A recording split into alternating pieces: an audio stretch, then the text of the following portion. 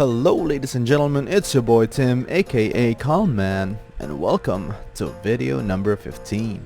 Today's episode, I'm going to show you a commentary video against one of the deadliest lineup that the axie community has ever came up with, and that is the Aqua-Bird composition, or in short, the Anemone-Bird squad. Okay, so these lineups are so frustrating to fight with because of their strong skill set of speed, lifesteal, energy gain, and numerous potential outplay with the bird. So, just to show you where we at in the leaderboards, we are now playing at the 2.8k MMR bracket, and most of these anemone compositions lurk here, trying to grind up towards 3k. Okay? So, before we begin the match, as always, if you enjoyed the video, leave a like or comment down below your inquiries, and I'll try to reply the best I can.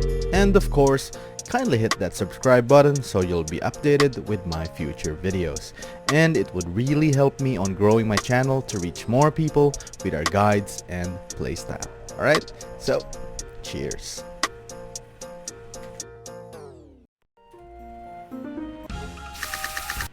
Alright, why is this team so strong, you may ask? For those who are not familiar with them, I'll give you a rundown on what they are capable of doing. Okay, let me just play ahead a bit. Okay, their backline is a bird who has a hair dagger that can draw cards if it attacks first. Since most of the time birds are always in front of the attack order, they can always secure a new card when it is being played, right? Then, both aquas usually are mirrored or has the same card sets as you can see here. They both have HP regeneration and energy gains left and right. Here's the second aqua. Okay, then finally, the way they are positioned is to misdirect enemies away from both aquas, which means if your axie or tank is placed in the middle of the team position, you have a random 50-50 chance of attacking either the top or bottom aqua. So it's always a risk when trying to burst down one of them in that situation. Okay? Yeah. So, how do we counter them and how do we play against them? Well, first things first, our way of positioning our axie. Our Disablesaur squad is positioned into a small triangle, as you can see here, putting the Disablesaur and the plant in line of one of the aquas to focus the damage directly and burst it down. We are doing this because plant cards or plant axies are strong against aquas, and our plant has burst damage cards that can take them down. Combining our Disablesaur, which has the bird, the plant, and the reptile cards, all of it is quite strong against aquas as well, right? So this way, after one of them goes down, our aqua will dish out the damage it needs to go on the second aqua to open up their bird. So, round 1. Every time I face this team composition, my goal here is to burst down one of the aquas with only one turn. The reason that we can't do the normal chipping of damage is that the aquas has the ability to regenerate their HP, thus chipping won't be effective from this point, right? So usually, these squads are similar on how jumping poisons play. They pass 1 to 2 rounds in order to gather enough lifesteal cards, or just chip away using the bird's hair dagger to gather cards as much as possible. Since their energy gains are quite high, their power comes from spamming those cards strategically to match their energy gains. So, what we're gonna do is play the same strategy and pass turns until I get enough bursting cards from my plant and Disablesaur. Because from this position, I already have an October Treat on hand and a Prickly Trap, so even if he tries to chip damage early rounds, I can fully tank up the next incoming damages if I get another Pumpkin or Hot Butt, right? So let me play ahead a bit. So okay, I did pass until round 2, but he tries to Dark Swoop me, and I think my mid line will be going down early.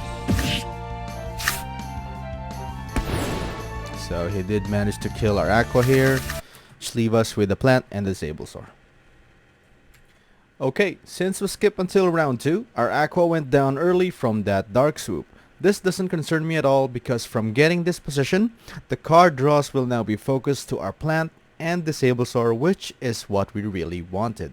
Kindly note that energy counting and card counting against this team composition is highly recommended, so that you can analyze if they can still reverse damage or just use Tail Slap to regain energy. Okay, so from this point, I know his bird just played a burst combo and one of the Aquas did a kill card, which means his bird is out of steam from this round and most likely won't be playing any cards, or if he got lucky, drew another hair dagger and play it. I also know he only has 3 energy and won't be able to kill my plant in any way unless critical, right? Now, we can use our plant to burst down one of the Aquas. We'll be playing our attack cards with the Vegetable Bite because from experience fighting them, every time after they do a burst attack, they either pass the turn, small armor up to mess up your calculations, or do a Tail Slap to regain energy. We are anticipating their energy gains and try to at least steal one if possible. Then, add a kill card from our Disablesaur to secure the full damage. Okay. Another reminder that I highly recommend is never underhand-kill these team compositions. You will most likely regret underhanding them unless you are quite good at calculating their HP regeneration attacks. Okay, because not only those cards can regain health, they also give out decent armor of like somewhat 40 plus, right? Which is super tanky in my opinion. Okay, so I'll show you right here in a bit.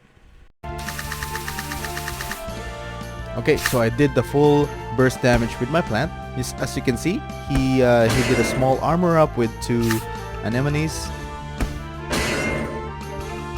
And I would be able to steal the Vegetable Bite, his last energy, and kill him. Okay, we got lucky with that crit.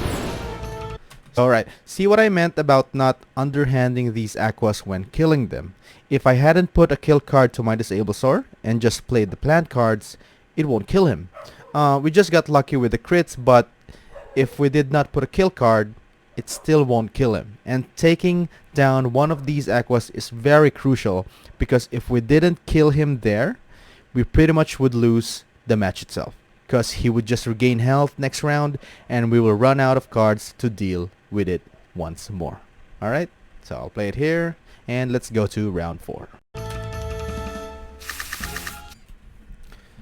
On to round 4. I know he only has 2 energy and I haven't seen any Tail Slap yet from his Aqua, which means this could be the round he goes for an energy gains or just pass the turn. Since I got a good draw from my Disablesaur and enough energy to play, we are going to go aggressive once more, then play the Vegetable Bite plus October Treat to steal energy if he decides to Tail Slap or just pass the turn. Either way, we are in a good position to deal decent damage and disable his cards for next round, right?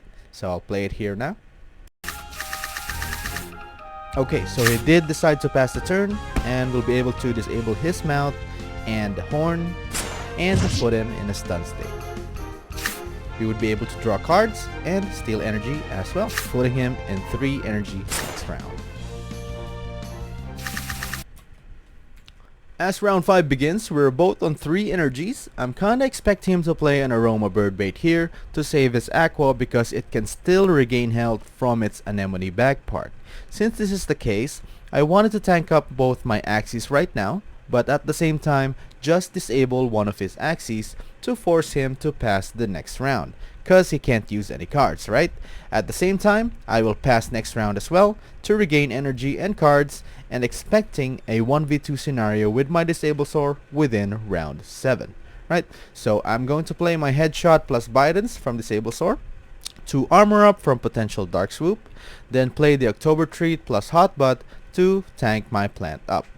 Then whoever gets hit will still get disabled from my attack. Okay, so I'll play this one for you. Okay, so there goes the Aroma-Bird bait. And then there goes the Tail Slap plus the double regain health from his anemone back part. So we will be able to disable his bird with my Headshot and the Hot Butt. Okay, so this next round I should be able to pass the round and regain energy, and I do hope he passes well. Well, he did not. He tried to to get a card from his hair dagger and then regain some more health with his anemones.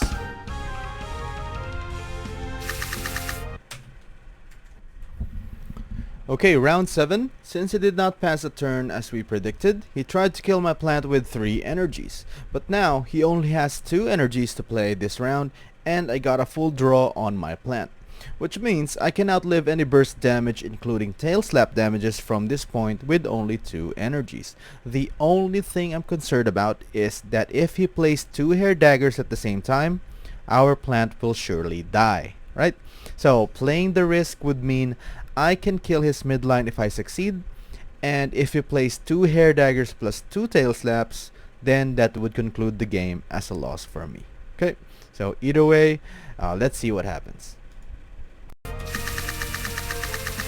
So I'm trying to decide to tank up here, and okay, thankfully he played the blackmail and then 2 tail slaps and 1 angry lamb, which will let us survive and kill his midline at this point. Okay, so we managed to tank out the burst damage. Thankfully he did not have that hair daggers drawn to kill us. This should give us the deserved win for the match. Okay, so I hope this guide against the Anemone squad could help you improve your own gameplay. Once again, leave a like and subscribe to the channel. It would mean a lot to me and help my channel grow, and I'll be able to provide you more gameplay for you to